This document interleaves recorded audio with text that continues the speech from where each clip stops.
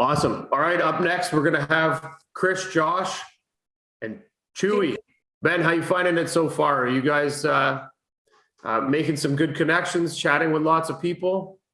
Yeah, some great perspectives. Yeah, and also just it's great to sort of hear from people I haven't chatted with and haven't talked to in a while and see what they're doing. So great things. Alicia's documentary, the documentary about Alicia is on Amazon Prime, Game Breakers. That's a great series. It features 6 different esports athletes, content creators, and whatnot. And yeah, episode 4 features Alicia. So it's great to see. And yeah, great conversations and excited for this one.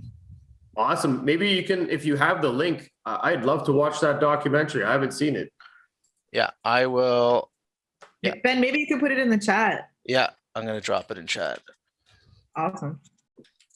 Okay. All right. Welcome, guys. Very excited to have everybody here today again for our last panel, which is how is esports evolving and engaging fans? So pretty exciting about this because I know all of you guys are have really tied in a lot into this space. So maybe we can start by having Chewy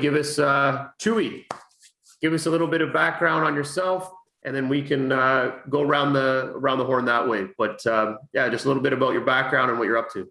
Sure. My name is Chewy. You can just call me Chew if you like. It's usually a lot easier than my full name. And of course, a lot of people have a lot of great nicknames for me, like Chewy. I get that every day, so it's no worries. But I'm an ex-EA employee at EA Sports in Vancouver. But now I'm a content creator for FIFA and also the one of the esports hosts, one of the broadcast team members for the FIFA Global Series esports events that happen across the world for the FIFA series. Amazing. Christopher, you're up. Hey, Jeffrey. So my name is Chris Olumpo. I'm the CEO and co-founder of Arcadia.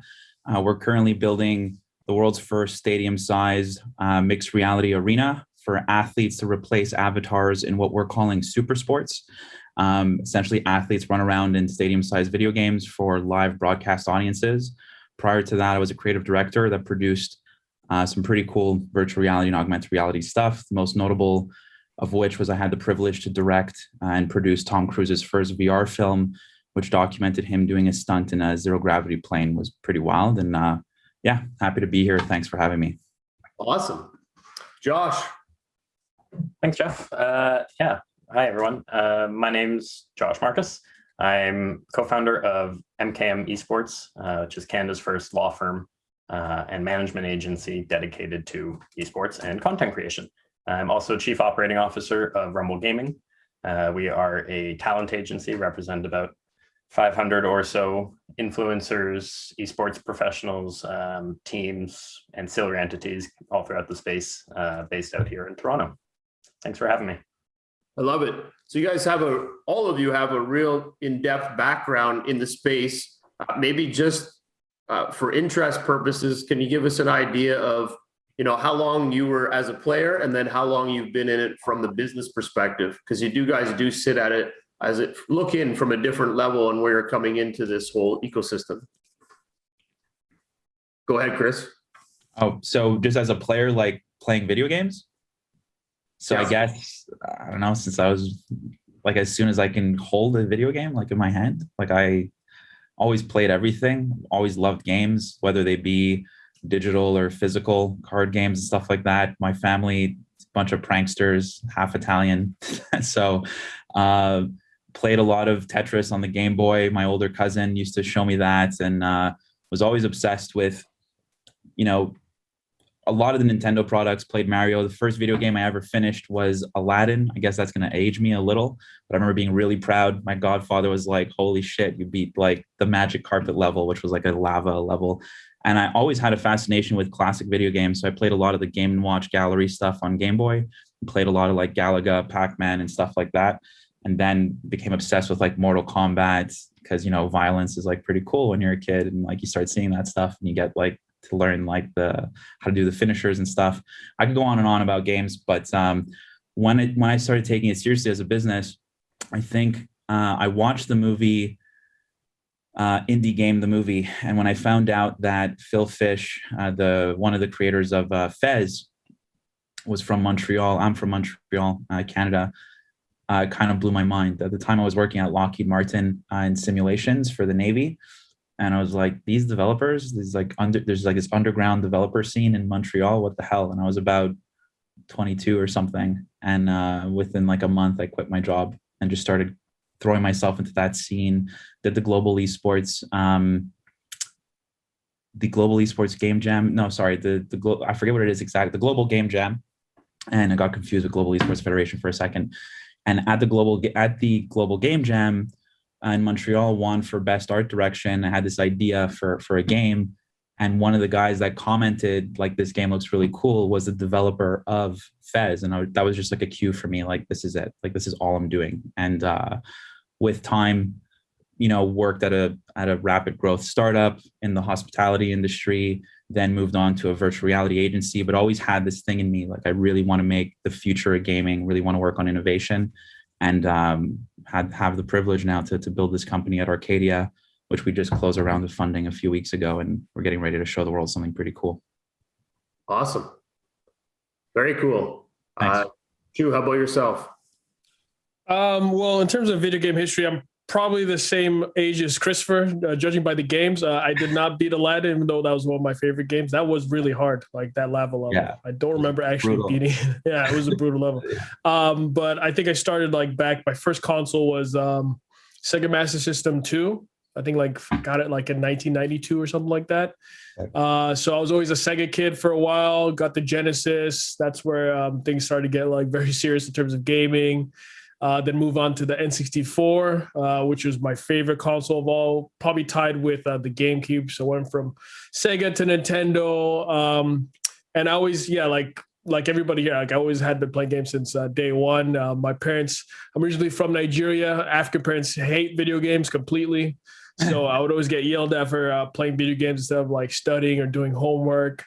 But I always had a feeling it would pay off eventually. I actually went to university as an engineer, an industrial engineer, but kind of found that a bit too boring once I graduated. So one thing I always wanted to do is I was always obsessed with Nike soccer commercials. That was like one of my favorite things to watch, was like these Nike soccer commercials they used to have back in the day before every World Cup. So I always thought that was like marketing. I didn't know that was like advertising, but in my mind, I was like, all right, if I could leave engineering, I always want to do marketing. And then I figured either marketing for soccer or marketing for video games. Luckily, I ended up getting a job at EA Sports. So it kind of worked out that I got a job in video game marketing and soccer marketing at the same time. So it was just like the perfect mix. So I moved, I went to a university in the States, in upstate New York, Rochester Institute of Technology, went to UCLA for a year because I always knew that the gaming industry was predominantly on the West Coast. So I just needed an excuse to get on the West Coast. I used to,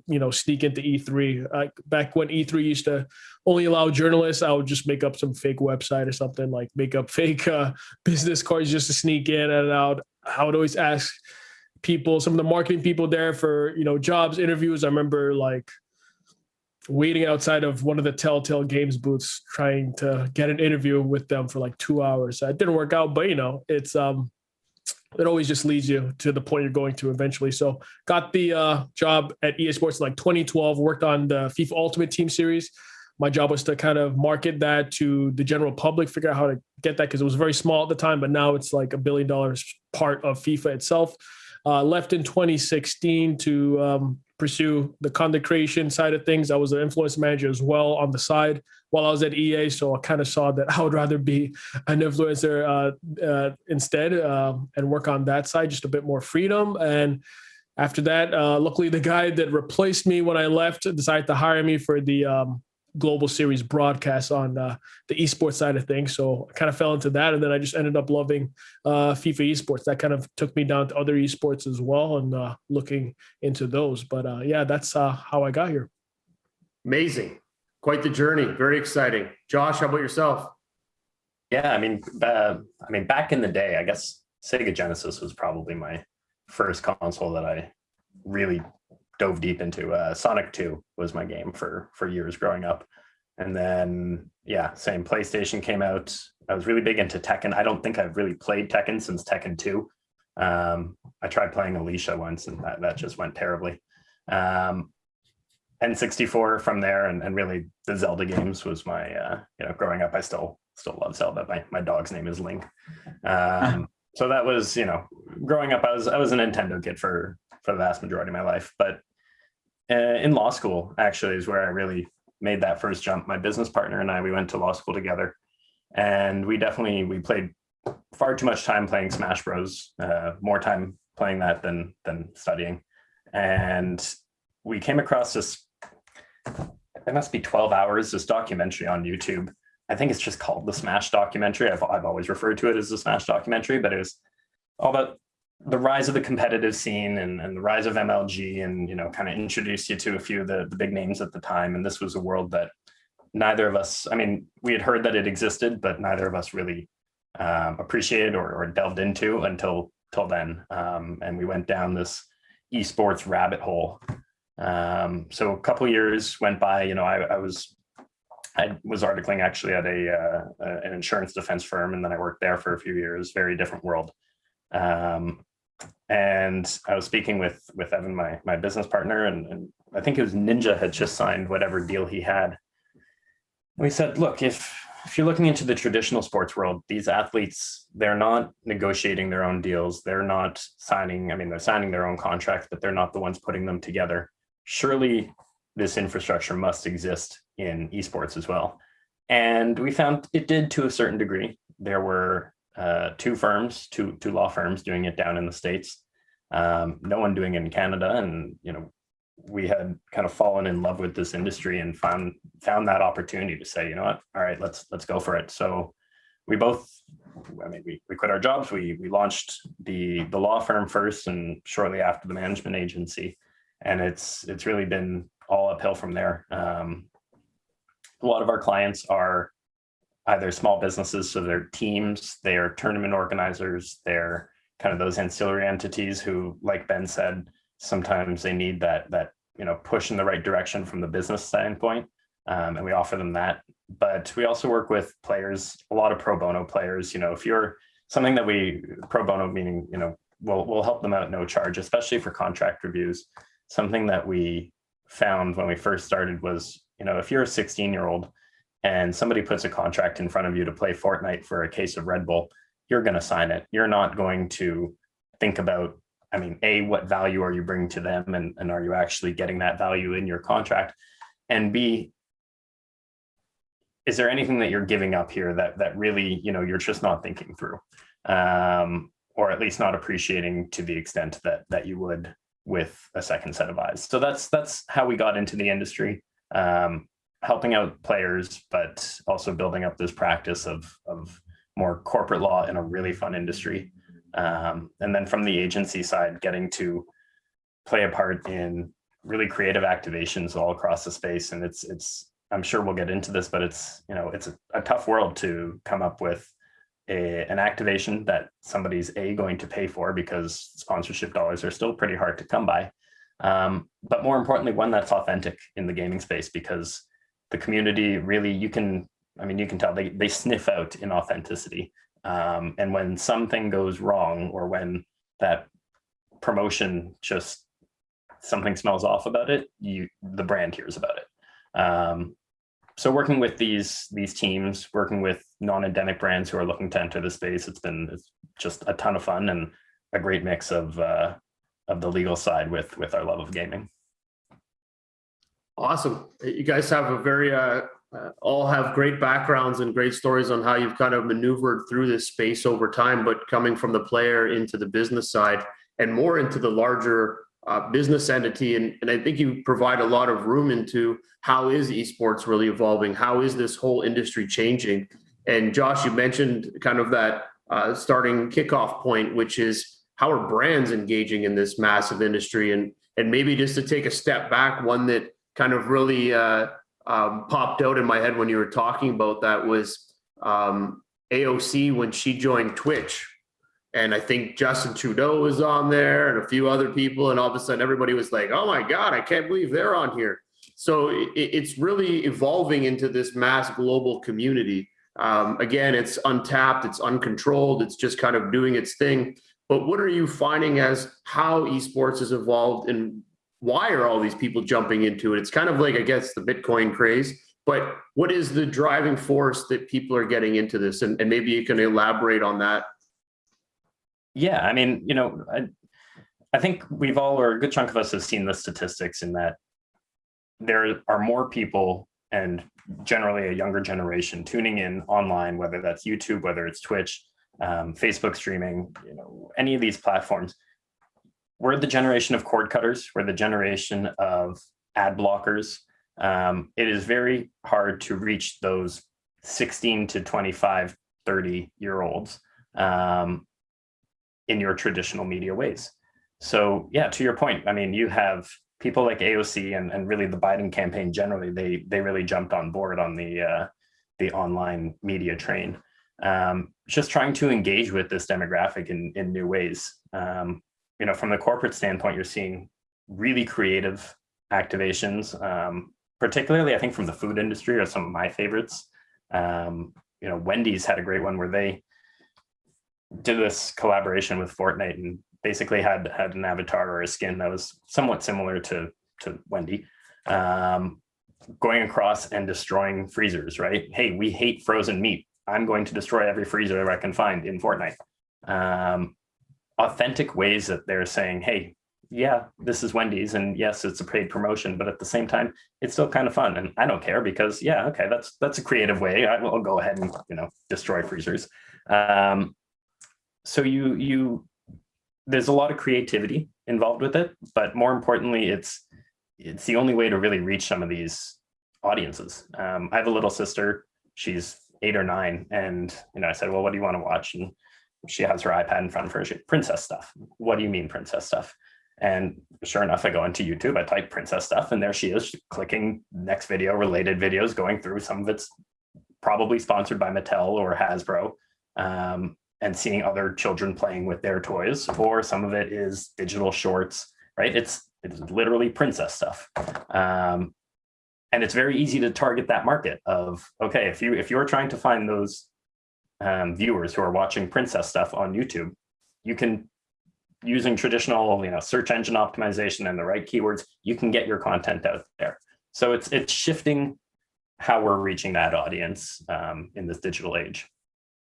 And is that because they're using this form because it hasn't been as monetized, but the reach is far? And maybe, Chu, you can jump in on how EA and all of the other big brands are kind of jumping into this and where they're seeing the value in this community. I mean, I think there's certain, in my opinion, it differs from platform to platform. I think like the longer the platform has been around, the better understanding of like what the value is and how much money they're putting into it. Like I would say, something like YouTube, since it's been around for a while, and that, that scene of influencers has been around for longer. Now people understand, how much value you get from a YouTube video. I think when you look at it now, if I was to start a campaign right now, if I was a company and let's say I didn't have a lot of budget, I would probably look at like TikTok. Like you get like an insane reach, but people really it hasn't really matured yet in terms of like the advertising space and companies understanding what exactly the value is and how much you're supposed to pay people. Even like TikTokers themselves, since they're like kind of this new breed, they're not even sure what to pay, what to ask for. In these kind of phases, you can get advertising for relatively very cheap because they might not ask for a lot, and the company, they don't trust TikTok, they don't know it yet, so they're not going to put too much, right? But then in a few years, like I would say TikTok now is probably Instagram in like 2014, right? And then 2014 Instagram, like the influencers just started taking off from there, and you saw like huge influencers grow. And then now that's already, you already know what you're going to be paying for on Instagram and how that works. So I think it differs from platform to platform. And in terms of how companies are using it, like I like the in-game ways that companies use it. For me, the way I always see it, and this is just how it is in FIFA, it's like you have to just, I think the target, they always want to know what's in it for them. Like Josh was mentioning, like, okay, in Fortnite, you get something out of it. You get like an in-game token out of it. In FIFA, we entice people to watch the streams because they get a certain item in the game where if they watch 5 streams, then they get a FIFA pack. If they watch 5, if you watch 4, you get a smaller pack. So it's incentivizing people to watch more. So I think when you have to look at engagement as a company, if you want to, let's say work in game, it's better to look at it as what does the viewer get out of it? Because, there's so much fight for attention that the human being is always into self-interest, right? So the way to get around like fighting for attention is to give something that they would want, give something that helps them on their own journey in the game. So that's an in-game example, I would say, of how to make use of that. And that the in-gaming it is quite popular. And from the from the advertiser standpoint, are they really going after and trying to focus more on the individual, like going in and getting Tufu and Ninja and saying, hey, you guys got such a crowd. Can you just decorate your room with my McDonald's food and everything else and just push that out? Like, or even if it's like in your background, like you have your collectibles, like are these the types of things that build up that value for advertisers? I mean, it depends. I would say when you look at the content creators, you do, if we were talking about authenticity before, I think one way to get instant authenticity is to go through a content creator, right? Because you can pitch them an idea that you have, but they know their audience is way better, of course, than anyone else, right? So they can help you figure out how to adjust that for that campaign. And the audiences are more likely to support it because it's that content creator. They just want to see the guy that they've been watching for years grow. Like to them, they're just helping him grow, not necessarily helping the company. So they're more likely to back this advertising, this movement, whatever the companies are pitching. They're much more likely to back that if you go through a content creator, in my opinion. Something that I saw this past summer, I think it was really good. I'm a big fan of this NBA YouTuber. He's called Flight. And Wendy's actually gave a bunch of different Twitch streamers, I believe. He was the only one that I knew personally, I think, except for maybe Myth. But they gave them their own meal at Wendy's. So if you're a fan of his, then you had to go to Wendy's and order, or you order on Uber Eats, things like that. And it seemed like it was very successful for them because, actually got kids to, order from Wendy's. They're not ordering for Wendy's because it's like, I'm ordering for Wendy's. They're like, oh, this guy that I've been watching for so long has his own Wendy's meal. So if I'm going to be, everybody, kids these days, they just want to be part of a movement. And these content creators always are supplying the motive for the movement. Is if you're a fan of this guy, you're part of his movement. And if you're a brand, you can tap into that movement by enabling that content creator to have something special that only the fans of that guy can get. So they feel like way more involved in it if they see it through that content creator as a support mechanism. No, I like that. And Chris, on your side, what are you seeing around the how it's evolved, but being authentic and getting kids to feel that they're part of this? And you mentioned collectibles. How do you see this really changing? Because it's going back to the Happy Meal days when you got to see a hockey player or something on it and you were super excited, or whatever other things that they did back in the day. What's changing now in the environment that you're seeing? Oh, you're on mute. I have a lot of thoughts around this one. I'm just trying to summarize, my answer here, but I think authenticity is the key, and if you're curious to know what advertisers and big companies are looking for, they're just looking for sales. Like they're looking to engage with people directly, right? Now, in the past, everyone had the same airtime. Everyone was watching TV. So you just you figured out where were the hits. You just put your ad right in the middle of that thing. Today, as people have the choice to look at whatever they want, they got to find new creative ways to engage with them. We're looking to break a lot of ground in this space and to actually look not only where we are today, but where are things going. And I think at the root of all marketing, there's this concept. Most agencies, so I used to work in agencies before as a creative director. Often what companies look for is something that's new or something that's fun, right? Like that's what Wendy's is doing. That's what Travis Scott is doing in Fortnite and Marvel and all this stuff. There's these fun, cool, new engagements. But the things that usually connect with audiences, no matter what their age is, whether they're young or old or whatever, is the advertising that speaks to the second person. And the second person theory is this concept that at every moment, everyone on the planet is two people. You are who you are right now, and you carry the image of who you want to be. And this person that you want to be could be healthier, wealthier, happier, whatever it is. But whenever you see an ad or a thing that speaks to that second person, that speaks to, hey, like buy this razor, you're going to be better looking, or buy this book, you're going to figure out your money, or, do this thing, you'll be healthier, you're more likely to buy that thing. Now, with kids, identity is super important. When they start off, their first tribe is family. Then they go into high school, and now they want to fit in with the larger world, and they don't know what to identify with. Like when I was younger, like Tony Hawk's was super cool, and DMX was super cool, and like that was a conflict in my mind, like what side am I on? And you get older, you realize you don't have to choose a side. That's fine. Today, influencers have huge power over the youth, and big companies with unhealthy products take advantage of that. And one of the things that we're looking to do with Arcadia, because I totally agree with Shu. Sorry, is it Shu or Chu? I just want to make sure I pronounce your name correctly. Chu.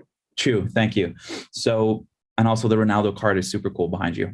So when Chu was talking about, young fans wanting to support the people that they're admiring, like the influencer they're admiring, I think that they should be able to do that directly. And you see that on Twitch. You see that trend. People just giving these $1, $2 donations to have their name pop up on the feed. And one of the things that we're working on implementing at Arcadia is to create micro sponsorships. Today in the sports world, whether it be basketball or Formula One or whatever there might be, sponsorship is limited to the big companies, right? Whether it be like big energy drink or big tobacco or whoever. But it would be pretty cool if the audience can support any athlete they want, whether it be a grassroots athlete or a really big athlete. And one of the things we want to do that we're working on right now is taking that little Twitch movement of being able to do small donations, these micro donations, and turning them into micro sponsorships in Arcadia, so that when our athletes step onto the court on their jerseys, because they're partially virtual, there will be holograms of the names of all of the fans that supported these people. And it creates this authentic connection between the athlete and between the fans, so that we can, get to the root of like what people actually want and give the athlete more independence through giving them support from the audiences that like really love them and want to see them grow, and also give that athlete the power to select what sponsors, they want to push into the world, because this stuff has a huge impact on society, and that's sort of the ways that we look at advertising and its influence today. So does that impact, Josh? Do you see it changing the way your guys that are working in the space when they're gaming, and you guys are getting behind them, and from a legal standpoint, but also from I guess what's the term you're there? I'm not sure you call it handler, but what's the term that you would be utilizing as you're your agent? So you're going to make representative. Sure these things are pretty impactful to how you get them to do their job and focus, while you're taking care of all of these other pieces, which are activations, all these interactions that are going to be taking place, micro sponsorships, micro investments. All these little things are going to be super important to really evolving esports and the players in it. Absolutely. I mean, it first of all, every influencer or competitor is going to have their own brand, right? It's if you are streaming Call of Duty all day, a partnership with, a really, I don't know, somebody said Pampers earlier, that might not work well. However, if you are, just chatting and you are creating, mother and daughter type videos on YouTube, then yeah, Pampers makes sense. And the same goes for the smaller level partnerships that these guys and girls are entertaining. It was surprising to me, and it is still surprising to me, that certain influencers will be a little more selective with their opportunities, which I think in the long run is a good thing. But that is to say, the value that they're getting from these sponsorships really has to be on brand for these influencers.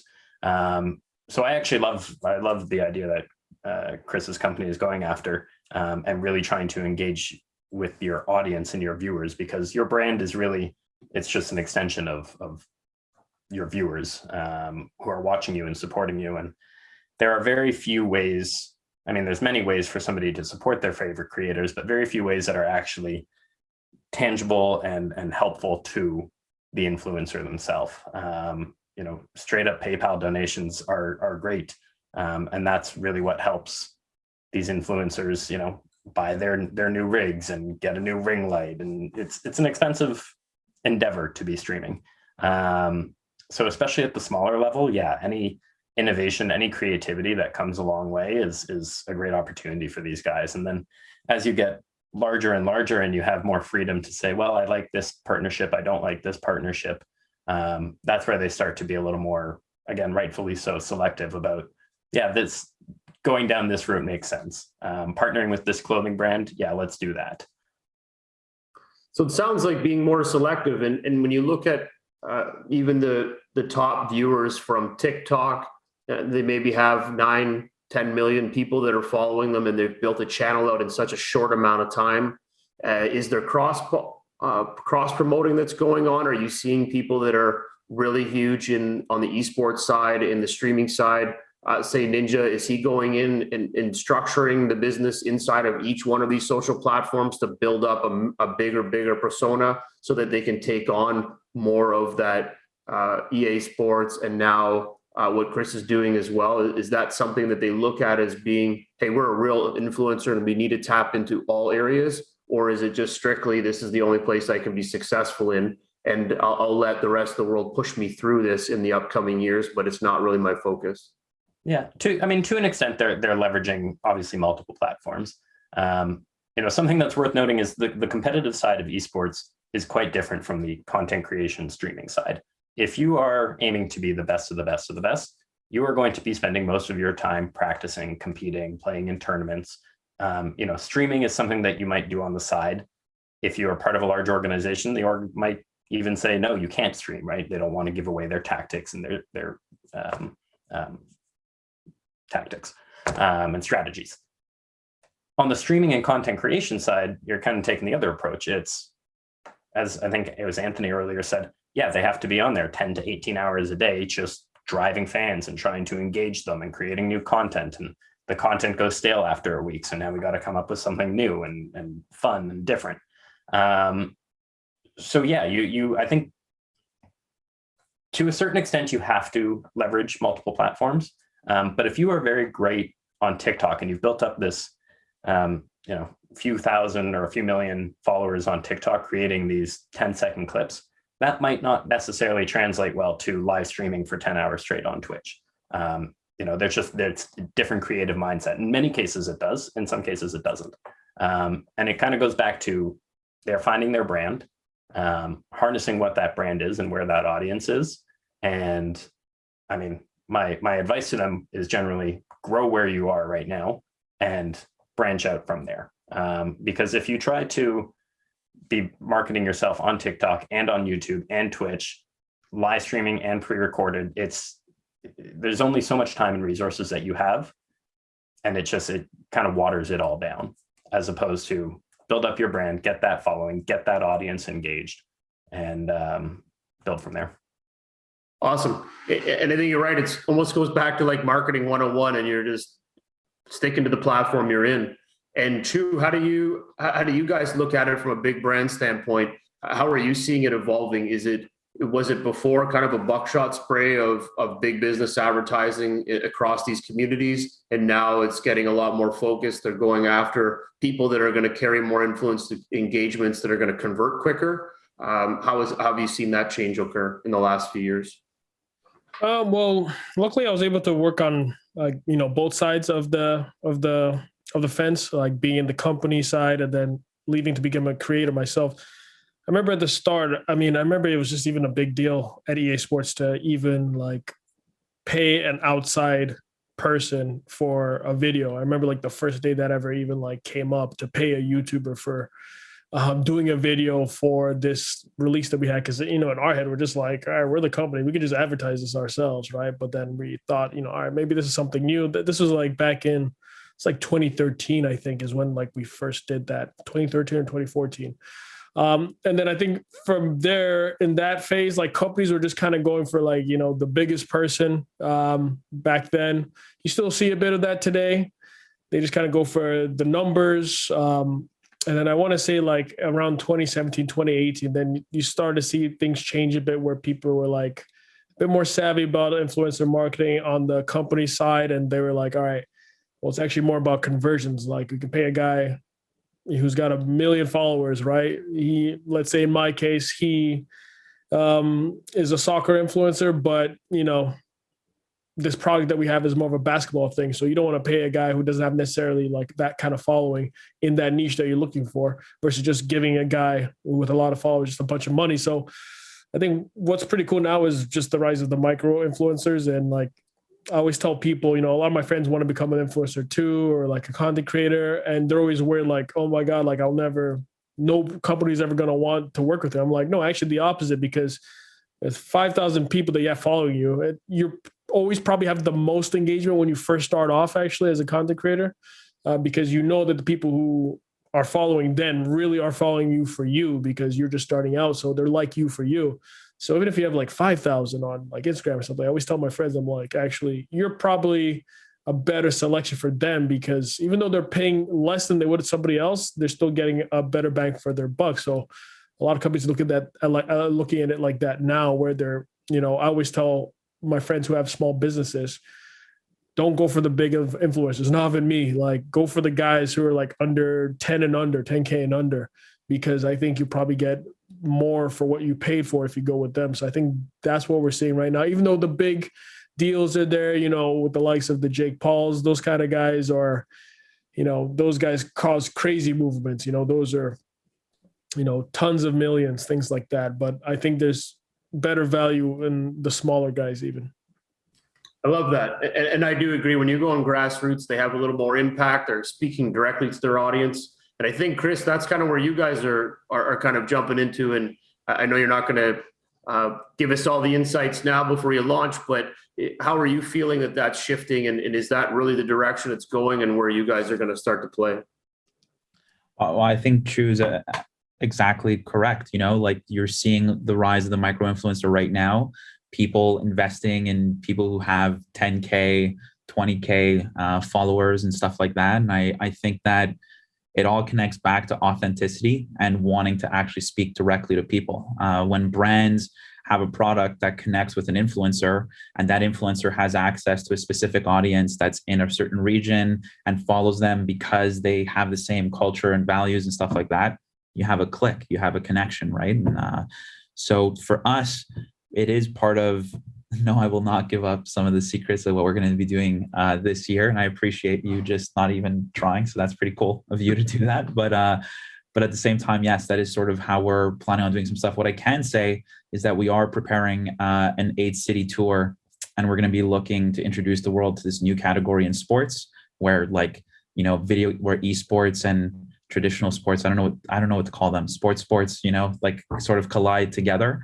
And we're going to look for the world's first pro athletic gamers. And while we do that, we're going to go into key cities. We haven't selected the exact cities yet. So we're going to leave that actually to our audience to help us navigate, what cities should we go to across North America. But when we do that, we're going to want to engage with the local communities there, very diverse communities. And we're going to want to engage with the local like companies and restaurants and stuff like that to give them a chance to be a part of this whole thing. And, I think it's good there's always a way to connect the little guys with the big guys in a way that's authentic. If you find some common value or some common, and by value, I don't only mean monetary value. I mean, just values, like what do these people care about, So yes, it's definitely one of the ways that we're planning on connecting grassroots people with big time, influencers as well. I love it. We'll probably shift a little bit right now. And I think there's been a lot of great things. I do have another big question, but I'm going to let Ben jump in and give us the rapid fire questions to change it up a little bit, and then I'll ask that last question. But over to you, Ben. Yeah, really great discussion, guys. I actually think, someone brought up the Pampers and Call of Duty. That makes total sense. Like those parents are in their late 20s, 30s, whatever. That's a great activation. And reminds me, I was pitching Subaru on a deal, and the guy got back to me. He said, listen, like, we'd love to be in gaming, but our average buyer is 45 and they enjoy reading and hikes and nature walks, whatever. And I'm like, and then I'm thinking to myself, yeah, but how old are those kids? Like, those kids are like prime gamers. And I just think, a lot of brands are just like really missing the boat. And some of them that we wouldn't think would be in esports, like Tampax, who got in, last week with a huge activation, are making those big pushes. So just wanted to add that. I thought it was very interesting.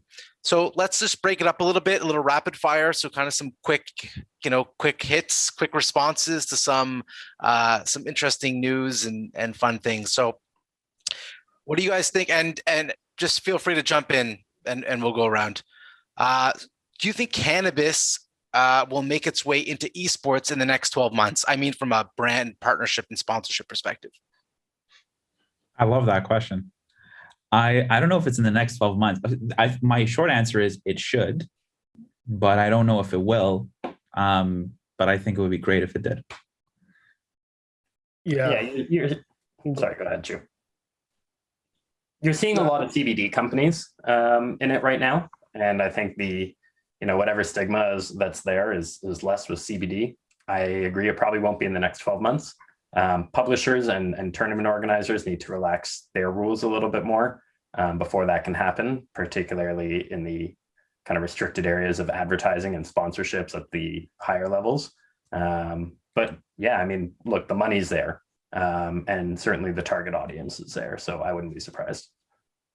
Yeah, it's I agree. It's not in the next 12 months, but I think you're just seeing things change now. And like you're seeing, of course, there is the money there, and of course, when all said and done, it's all about the money, right? Like if you just walk down Toronto now after the pandemic, like every new store is a dispensary. If you like walk down Queen Street, there's like 4 new dispensaries at every block.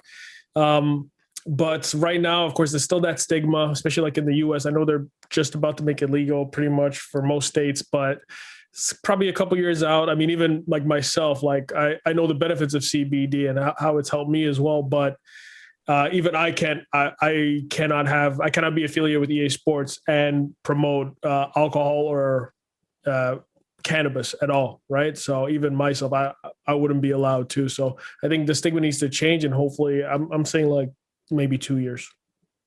If I can just say a quick thing on that, sorry. Like cannabis products have actually helped me finally hit fitness goals. My whole life I've never been an athletic guy at all. I was always a little skinnier. I had problems with insomnia, so I could never sleep. If you go to the gym and you can't sleep, you can't recover, right? And when I started using CBD or just a bit of, THC before going to bed, I could finally sleep. So I'm finally gaining some traction on these things, and that's sort of what people need to talk about, as opposed to just a recreational use, and all the other stuff. Yeah, because and back in Africa, especially Nigeria, and like Nigeria is super anti anything. Like we basically in Nigeria, if cannabis is looked as bad as heroin, like we don't know the difference, but we just all hate it. So it's not something I've even been like privy to for most of my life, not until like my mid-20s, to be honest with you. And even with content creation, like CBD has helped me a lot, just to like because streaming is stream for hours. Stream for hours can take its toll. Like it's like I tell people, it's like networking at a party 5 days a week for 5 hours, and your brain is just fried. So I was always getting a lot of fatigue, things like that. But kind of like Chris, like CBD has helped me just like calm down after a stream and like be able to just sleep and be energetic the next day. So hopefully it changes. Yeah, great perspectives all around. Someone just mentioned the chat, Budweiser. Yeah, Bud Light is a huge sponsor in esports. Even I might butcher the name, Elysian Brewery in Washington signed a big deal with Evil Geniuses. So even beer and alcohol is still pretty slow to roll out. Next question. You have $1,000 to invest. This is an esports conference. A lot of talk about startups and everything. You got $1,000 to invest, public, private company. Where are you putting your cash now in esports and gaming? Maybe mobile, like the Brazilian guys on mobile. They're absolutely insane. Like a particular company? Is there like a company that has exposure to Brazilian mobile? Like, you know, that's the angle I'm trying to go with. Stock tickers are, always good to add as well. I would say there's nothing in particular that I know. I just always, when I'm just kind of like looking around YouTube or Twitch, I just like see these Brazilian guys who are playing mobile games. They're just absolutely crushing it, and nobody talks about it, like how insanely huge they are. I would say that, and also maybe there's this. I forgot what the company name is, but they do these. They manage a lot of the licenses for NFTs and things like that. So could that be going to esports eventually? Hopefully, I would probably buy some of, invest in the tokens of that. I think it's like Ecomi or something, and there's some other couple ones, but maybe some NFT based cryptocurrency tokens. Okay, nice. My perhaps boring conservative answer is you find a nice ETF. The whole industry we're on the right track. My company aside, which is actively raising, will be part of Pitchit later. It's very hard to find one company that I would say this is the winner. There are so many out there, both startups and already established organizations that are doing great things in the industry. I think we'll see consolidation one day, and one day very soon, especially among some of the key areas. But to say that these guys are really leading the pack in their field it's a tough one. But the industry as a whole is absolutely going north. So yeah, ETF, get nice, diversified. Ticker is Hero in Canada, Nerd in the US, whole bunch of them. A good one. Yeah. Gamer is the Van Eck one. Okay. Christopher, what do you think? I really hate to give a selfish answer. All the money that I have, I'm putting it all towards Arcadia, to be honest. I rather look, towards promoting other people, but right now we're at the start of what we're building, and definitely ETFs and NFTs are quite interesting. What Mike Winkleman just did, Beeple, was pretty impressive. So if you want to, take a gamble on a short-term win, that makes a lot of sense. But right now we're just very focused on what we're building, and any capital that I'd have, I would reinvest in my company and my team. Okay, nice. Mobile esports. So not just mobile games, but mobile esports. Hip or hype? Hip. Mobile sure. esports, hip. Yeah. Chris, what do you think? I think it's hip as well. Yeah. Yeah. Very low barrier to entry. You got, if you have a thumb, you're pretty good. But I just wonder what the stage is going to look like if just everyone is like, is it going to be exciting? But definitely, I agree. I think some lights and some smoke machines, you'll make it exciting. I think it was. I was watching a couple years ago the Clash Royale events, and they had like giant thrones and like lava down the middle. They can make it work. It was pretty insane, to be honest. That's true. Good point. You can pop it up on screen just like this, right? So you can have everything running like crazy. People will be jacked and excited for it. Yeah, no doubt. It's going to be exciting. ESL is rolling out their mobile esport circuit. One that's coming up, esports at the Olympics. Great idea or run like hell? I have my concerns with it. I from what I read, they're introducing it in actually a very smart way with only a few very limited games. I think Gran Turismo is one of them. There's a snowboarding one, one. But ultimately, you're going to need publishers to be involved with esports in the Olympics. And publishers are there to make money, probably rightfully so, but that has to be a bottom line there. And the Olympics, while it's great for marketing, does not necessarily have that. I don't see the IOC paying any sort of licensing rights to Activision to have, Overwatch in the Olympics. So I'm hesitant on that one. Yeah, it'd be nice to have.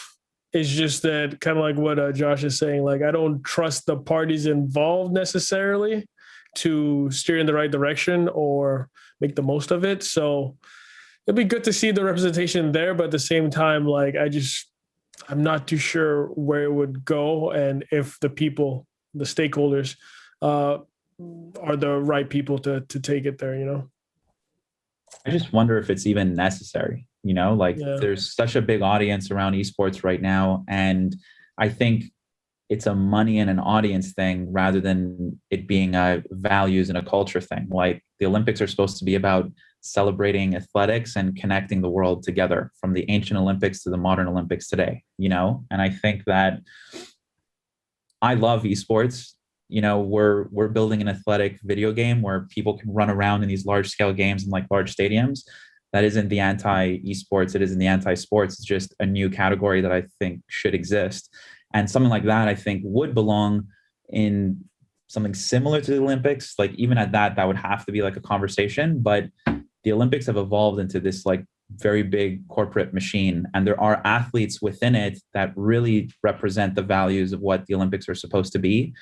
And I think that if the athletes, you know, there's athletes are protesting against it. If the athletes aren't into it and the esports athletes aren't into it either, then it shouldn't happen. If they are, then it should happen, right? And I think one of the reasons why it's being pushed is because it could make a lot of money, but that's not, you know, the sole reason why you should do something. And if you do something for the right reasons, you'll create great revenue, you'll create great value because everyone's sort of aligned in this common goal. So I have mixed opinions about it, to be honest. Yeah, great point. Intel announced that they were going to do Rocket League and Street Fighter leading up to the what is now 2021 Japan Olympics. And there was a prize pool, $500,000 in prize pool. And I hate that. If you're going to be at the Olympics, you play for a gold medal just like everybody else. Yeah. And I think that's where esports and the Olympics need to have a real sit down on their models. Okay, last question. We actually, funny, we kind of touched on this earlier, but what brand is currently not in esports in terms of sponsorships that should be in esports? I like that question. That is a good one. I mean, there sort of are in. I personally would like to see more of. I mean, you see the jerseys and everything, but as a sports person, I would like to see Nike more into it. Like I know Nike kind of does their own thing. You see Adidas is in it a bit more, especially like with FIFA. But I would like to see someone like a Nike get into it a bit more, in my opinion, and focus on that. Nike Japan started a little, right? Yeah, Nike. They're in China for League of Legends. Yeah. Not enough though, but I agree with you. Yeah, not enough. Yeah. A cool one. I don't know if you count this as a brand, but we're meeting with a few right now, and I love it. Tourism boards, actually, and working with local groups who are trying to promote, obviously, tourism to their area in the world, getting more involved. You know, having something like a Toronto Invitational, Dubai Invitational, and really working to promote the growth of esports, be that on the game development side, be that on the tech side, or even on an individual content creator side, and really working with either the governments or public to build up that industry in that particular area. I think that's a great opportunity for the right either tourism board or government entity to say, hey, you know, Kitchener-Waterloo, we are home of esports because of all these great programs that we have, and just marketing the hell out of that. That's cool. I often think about consumer products because, you know, the consumers are the ones, like when they see certain sponsors, they're going to go and buy that product and do that thing. And I'd love to see more products that help people become the better version of themselves, be advertised there. There's one product that I find hilarious, but technically just an overpriced can of water, but it's Liquid Death. I don't know if you guys have seen any advertisements around them. They're hilarious. Yeah. And I sort of love the parody that they're doing. And then I found myself going to a Whole Foods, you know, and like, you know, hey, I'm going to buy a can of Liquid Death. And it's like, I'm not going to buy a can of Liquid Death because the price point is just so high. But I guess anything like that, like more just a healthier product. I know Cliff Bars or something, you know, Tesla should be promoted on esports stuff. I don't know. I think you just touched it right there perfectly. It's getting more into these brands that the world's changing to. So you mentioned Tesla, sure, because Elon's everywhere, it's all money, but getting into more of these sustainable brands, ones that are kind of really pushing a different way to look at something like impact, right? Patagonia, Tag-Free, Rothy's, like anything that's going to really change the way consumers focus.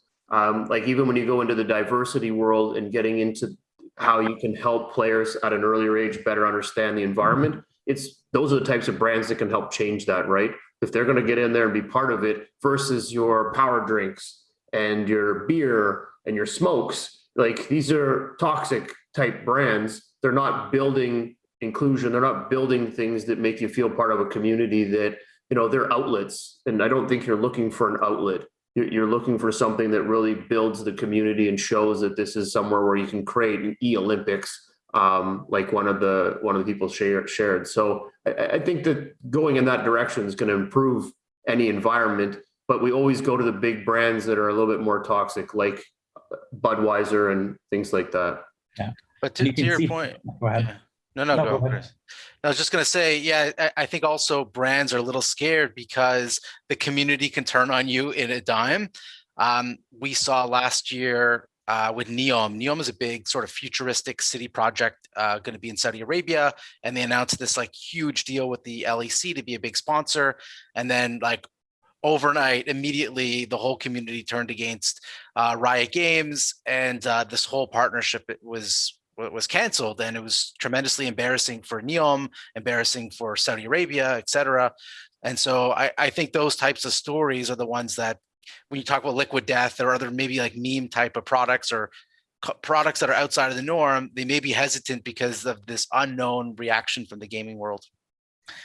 That's going to spawn a whole other conversation on the problems with cancel culture, and how like anyways, we'll need a whole other hour to talk about that. But people have to do things that they need to do. And, anyways, I'm not going to go down that rabbit hole, but I actually had the privilege to work on the Neom project as well. This was about 4 years ago when they were planning on it.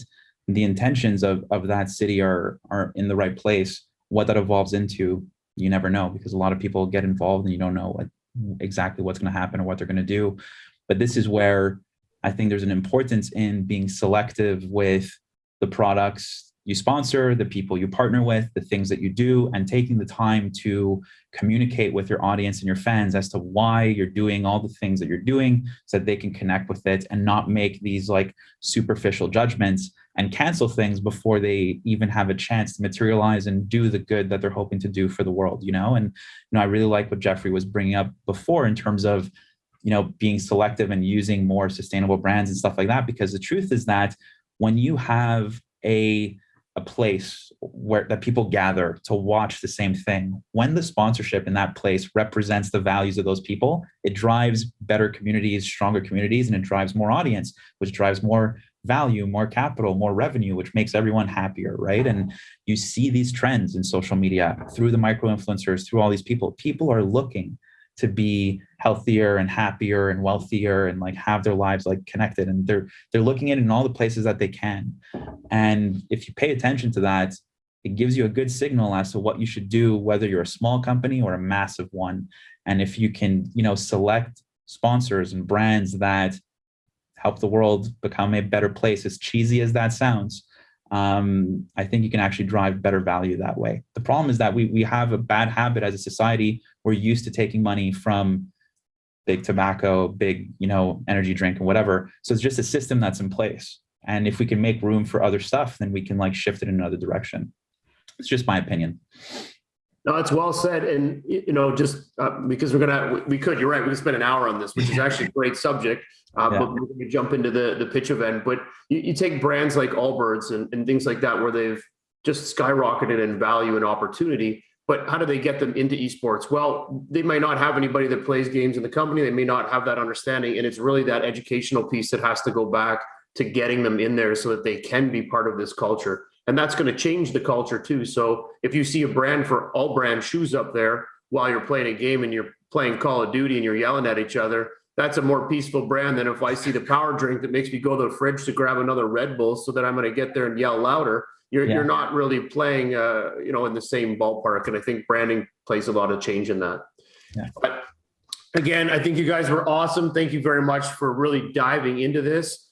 We touched on a lot of great facets to how this esports world is changing. And I think just from the onset of when we started to where we are 3 hours later, we really do have a real view of how esports is shifting. And this was a fast growing industry in the last 3 to 5 years, but so much more in the last year. And you can see how much this is pivoting and changing and really building everybody into a community, which is really exciting. And just because we got to end it the same way, just quickly, 30 seconds on one thing that you guys think that you really want to see happen in this space. And I give you the last words, whoever wants to jump in. So Chu, one last thoughts on this. Thanks, man. I mean, we did touch on it, and I might take it away from the other guys, but I definitely do want to see CBD get into esports in terms of branding. I think it's time that stigma ends. I think professionalization of the industry. You'll start to see more lawyers, more financial advisors, more insurance products that are marketed towards teams and players. And, as more money gets into the space and people are getting these, huge prize pools and sponsorships and endorsements, you're going to have a lot more 16-year-olds with, hopefully $1 million checks that are looking to figure out how do I actually use this and not blow it all right now. So more professionals. I love those two answers. I want to see the merging of traditional sports with esports. I want to see athletes and gamers come together on a level playing field for real, not just for like a fun event. I want them to compete seriously. And that's what we're looking to do at Arcadia. I love it. Gentlemen, thank you very much for that. Super valuable. Have a fantastic day. And again, thank you. Thanks for having me. No problem. Thank you for having me. Nice to meet you guys. Bye-bye. Cheers.